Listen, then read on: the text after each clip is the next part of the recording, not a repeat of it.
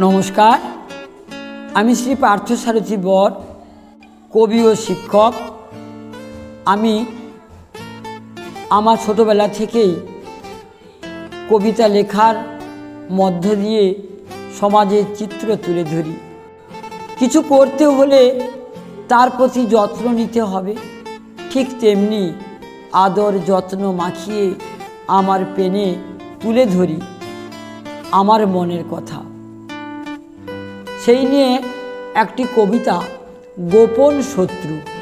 কবিতাটি আমার মনের উঠোন কাব্যগ্রন্থ থেকে তুলে ধরছি আপনাদের সম্মুখে।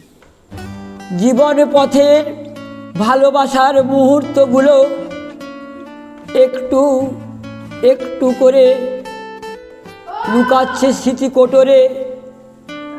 দুঃখ, কষ্ট, যন্ত্রণা লাঘবের চাওয়া পাওয়ার লোলুপ আশায় এগিয়ে যেতে যেতে মিষ্টি হাসির, সুন্দর আচার আচরণের বিশ্বের অদৃশ্য ফাঁদে ধরা পড়ে শত শত সহজ সরল প্রাঞ্জল মুখ।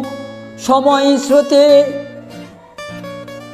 মহানুভবতার গোপন ছবি ধীরে ধীরে গোপন পথে প্রকাশ পেতে থাকে।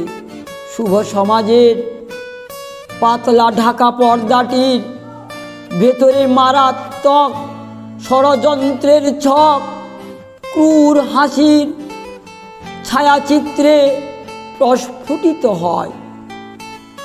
অপরাধীর সুন্দর চকচকে শিকারী চোখ, মন দর্পণে মুখোশের ছবি আটকায়। মারপ্যাচের আড়ালে ভণ্ডামির হিংস্রতা, আতঙ্কে আঁতকে ওঠে জীবন।